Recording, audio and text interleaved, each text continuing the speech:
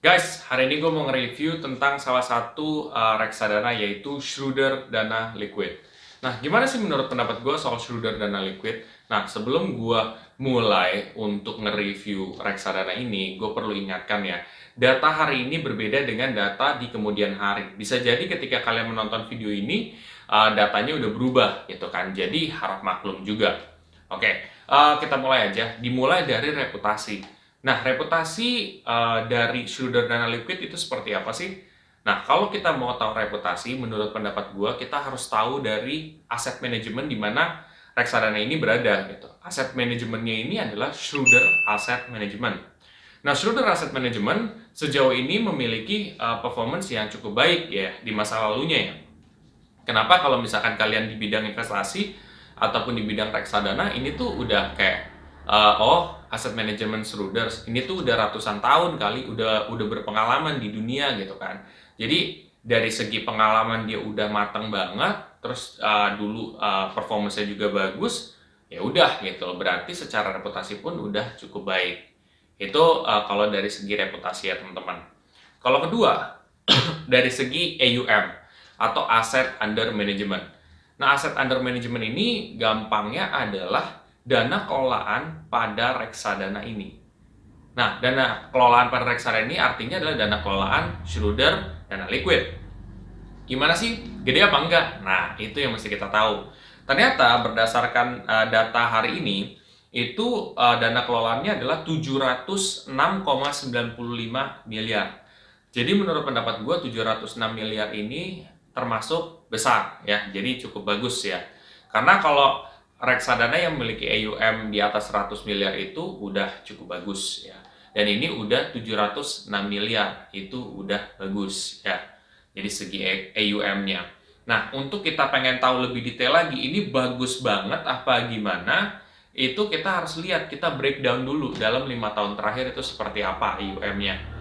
Di sini 5 tahun terakhir itu kenaikannya sekitar 115%. Jadi kenaikannya tuh udah 115% itu udah bagus banget. Bayangin aja berarti 5 tahun lalu dana kelolaannya berapa? Ini udah 2 kali lipat lebih gitu. Udah 115%-an gitu kan. Nah, kalau untuk 3 tahun sekitar 67% dan untuk 1 tahun memang turun minus 32,2%. Tapi sebenarnya kalau kayak gini-gini, gue biasanya ngelihat dari yang jangka jauh sih, jangka panjang ya maksud gue, kayak 5 tahun gitu kan, gimana nih progresnya, dan ternyata ini naik 115%. Jadi menurut gue secara AUM ini udah cukup bagus ya, ya tuh. Terus dari sisi lain seperti contoh kinerja masa lalu ya. Jadi kinerja masa lalu ini juga cukup penting untuk kita lihat ya. Walaupun kinerja masa lalu ini tidak akan menentukan secara pasti masa depan itu bakal seperti apa. Tapi kan seenggaknya dengan adanya kinerja masa lalu kan kita bisa belajar. Oh berarti ini loh yang menjadi problem. Oh ini loh berarti yang kurang begitu baik gitu kan. Jadi kita belajar lah gitu kalau performance-nya bagus di masa lalu, oh mungkin kedepannya bisa lebih baik gitu atau mungkin bisa sama gitu. Nah, untuk kinerja 5 tahun terakhir itu 5 tahun 24,97 ya cukup oke lah gitu ya. 1 tahun 3,98% dan 3 tahun sekitar 13,40%. Menurut gua kalau untuk 1 tahun terakhir 3,98% itu masih tergolong kecil ya menurut gua ya returnnya ya untuk sebuah pasar uang menurut gua itu kecil. Jadi apa ya? Ya gitu, bukan gede tapi kecil gitu. Tapi sejauh 5 tahun terakhir itu naiknya juga cukup oke, jadi ya it's okay, tolerable lah ya. Itu kalau dari segi return masa lalu. Lalu kalau kita lihat lagi dari segi bank kustodian sama bank penampung. Jadi bank kustodiannya ini namanya Deutsche Bank. Gue nggak tahu ya, tulisan gue salah ucapan gue salah apa enggak. Tapi ya sebenarnya banknya uh, nggak terlalu populer sih gitu. Untungnya apa sih kalau misalkan banknya populer gitu kan? Bank kastadian atau bank penampungnya, biasanya bank kastadian dan bank penampung hampir sama sih, cuma sekarang udah banyak yang berbeda juga. Nah kalau misalkan bank penampung atau bank kustodiannya sama, itu tuh biasanya apa namanya, nggak ada biaya transfer.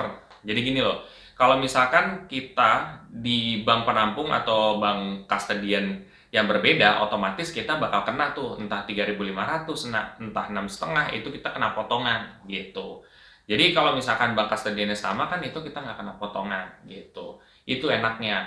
Jadi kalian juga bisa consider ini sebagai opsi kalian ketika memilih reksadana ini. Oh kalau misalkan BK sama BP-nya beda sama bank gue gitu, ya udah mungkin nanti dulu lah gue jadiin pilihan kedua gitu. Jadi sebenarnya itu. Lalu apalagi ya? Kalau kita lihat dari drawdown untuk 1 tahun terakhir itu minus 0,06%. Menurut gue minus 0,06% itu udah cukup lumayan tinggi sih sebenarnya. Standar tapi agak lebih menjorok ke tinggi. Karena biasanya tuh ada yang 0, minus 0,01, minus 0,03. Nah, itu rata-rata segitu. Tapi juga ada yang minus 0,05, minus 0,06. Jadi menurut gua ini di antara apa ya, standar sedikit lebih tinggi gitu loh untuk drawdown-nya. Nah, drawdown itu apa sih? Drawdown itu adalah penurunan maksimum yang pernah terjadi. Entah itu 1 tahun, 3 tahun, 5 tahun, 10 tahun. Nah, itu dia gitu. Jadi semakin kecil semakin baik itu drawdown. Lalu kalau kita lihat expense ratio. Jadi expense ratio itu adalah biaya yang dikeluarkan si manajer investasi untuk mengelola reksadana ini. Nah, biaya-biaya itu bisa biaya marketing, biaya custodian juga masuk, biaya apa namanya? Trading kalau misalkan dia saham ya kan, ada biaya apa lagi. Jadi kayak biaya-biaya yang keluar lah untuk mengelola reksadana ini. Dan ternyata biayanya itu adalah 1,27%. Nah, kalau misalkan gue lihat ya, di antara beberapa perbandingan reksadana, itu biaya 1,27% itu udah cukup tinggi gitu ya. Jadi biayanya cukup tinggi gitu. Sebenarnya sih kalau expense ratio ini, kalau kalau gue pribadi, ini gue pribadi ya, nggak terlalu gue pusingin gitu. Yang penting gue jelas returnnya dapat berapa, ya udah gitu. Expense ratio jadi number sekian lah gitu. Tapi terserah kalau misalkan kalian peduli banget, wah ini expense ratio-nya gede banget, masa gue? Ya terserah gitu, gue nggak maksain juga. Nah itu expense ratio. Lalu minimal pembelian sebenarnya 100.000. Jadi sebenarnya udah standar sih 100.000. Karena rata-rata sekarang tuh standarnya 100.000. Ada juga yang 10.000 juga gitu. Itu sih kalau menurut gue. Dan yang terakhir itu adalah alokasi aset. Alokasi asetnya itu ke instrumen pasar uang. Dan memang ya sejauh ini ya bagus-bagus sih. Cuman ya standar sih. Gitu lebih kayak ya yang penting tuh kalau misalkan di alokasi aset ini itu tuh harus yang terkenal. Oh kalau misalkan terkenal, oh gue nggak apa-apa deh gitu. Jadi semakin kalian tahu yang ada di dalam alokasi aset ini, oh nih deposito di bank ini, oh obligasi jangka pendek ini gitu. Jadi kalian bisa pelajari kalau ini emang bagus di isinya, ya udah nggak apa-apa. Nah itu merupakan beberapa komponen yang bisa dijadikan penilaian buat teman-teman semua yang ada di rumah ketika mau memilih reksadana. Bagus atau tidaknya sekarang bukan dari gue ya, sekarang balik lagi ke teman-teman semua. Kalian bisa komen tuh di bawah ini, kalian pengen beli reksadana ini apa enggak. Nah cuman gue benar-benar bloody honest ya, gue honest ya. Kenapa? Karena ya gue nggak dibayar juga, nggak dikasih fee atau apa. Gue emang jujur pengen nyampein aja ke kalian gitu loh. Jadi bahkan tadi ada yang gue omongin kayak oh turun nih atau ini gitu. Tapi ya udah ini honest review gitu. Kalau kalian merasa video ini sangat bermanfaat, kalian bisa share aja ke teman-teman kalian yang lain. Dan jangan lupa untuk subscribe, like, dan komen di video gue. Sampai jumpa di video gue selanjutnya. Terima kasih.